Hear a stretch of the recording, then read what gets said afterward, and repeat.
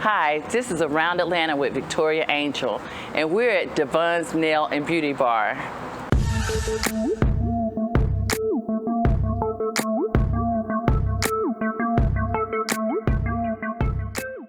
Hi, Scott. Welcome to Around Atlanta. Thank you. So tell us, how did you come up with the name DyVonnes Nail and Beauty Bar? So DyVonnes is an extension of my mom's name. Her first name is Yvonne, and her middle name is Diana. So I just took the D off of Diana and put it on the front of Yvonne and came up with DyVonnes. And it's been something that's been working for me for a long time. She was a nail salon person and a pedicure person, so I catered to her a lot. And so, she passed away, but I kind of continued on in my quest to own a nail salon. Can you share with us the journey that led you to become a nail salon owner?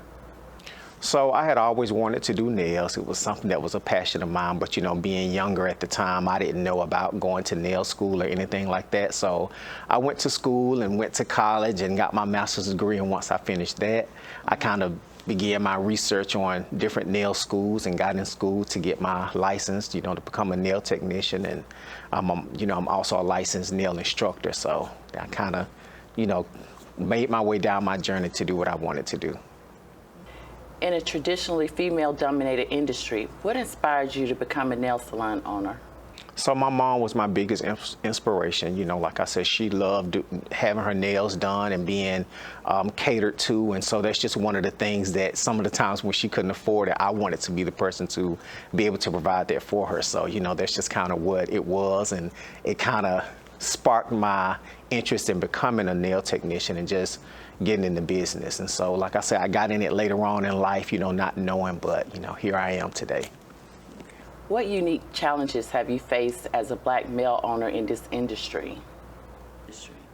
So one of the things that you find in this business is that as a black nail technician, in general, that you are criticized much harder. People are quicker to go and report bad reviews on you quicker than other salons or traditional salons. So, you try to overcome those challenges by providing the best service. One of the things that I really enforce in here is that we speak to clients when they come in. We have dialogue. We understand what it is that they want. And never be in a position to where you spring something on a client or they're surprised by whatever the bill is. Everybody in the salon is knowledgeable of the services and the prices, and so, so they should be able to have these conversations and dialogue with the customers, to make sure that we're all on the same page. How do you create an inclusive environment for clients? So it's one of those things, again, it's just that we cater to everybody. We do our best to provide the best service. We try our best to make sure that everybody leaves happy, no matter the background. So, everybody is welcome in this salon. It's although they're all black nail techs, we service everybody.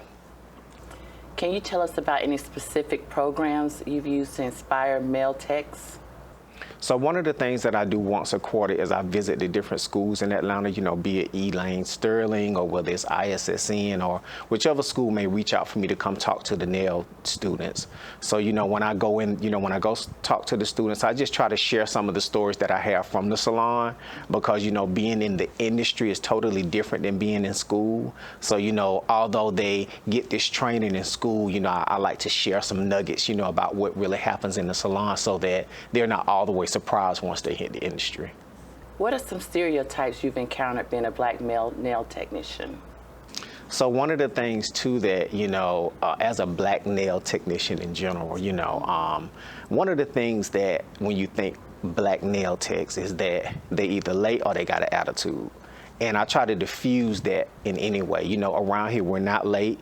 We don't have a stuffy atmosphere. We don't have attitudes. We give service 100%. That's one of the things that I instill in all of the people that I hire in my salon. So it's important to me. Perception is big for me. Etiquette is big for me. And, just image, everything is really big to me, and I push it. You know, there should never be a time that anybody comes in that door that we're not all screaming, you know, welcome to DyVonnes Nails and Beauty Bar. So, you know, we try to put these, or I try to have these things in place just to ensure that, you know, we can kind of diffuse some of these stereotypes about black nail technicians or black nail salons.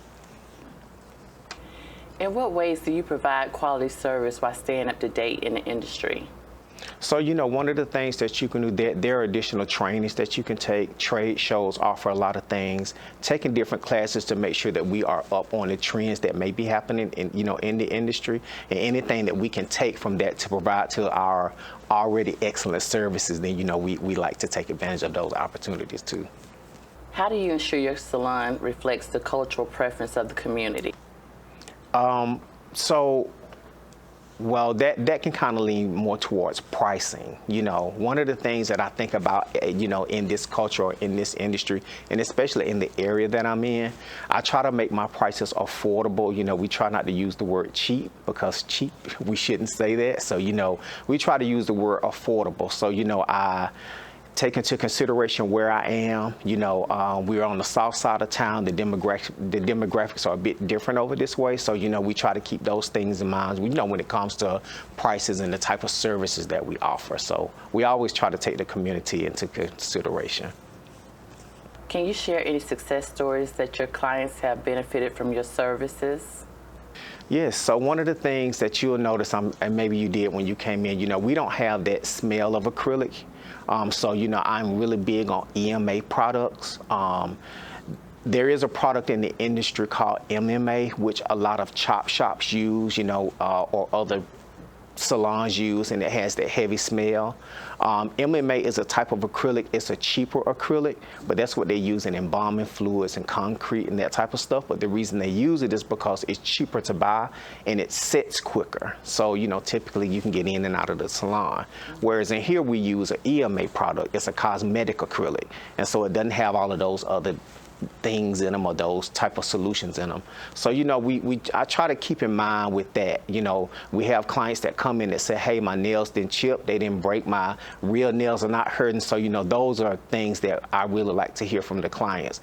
One of the things on the pedicures that we also offer is builder gel rather than putting acrylic on big toes, because that's a thing now.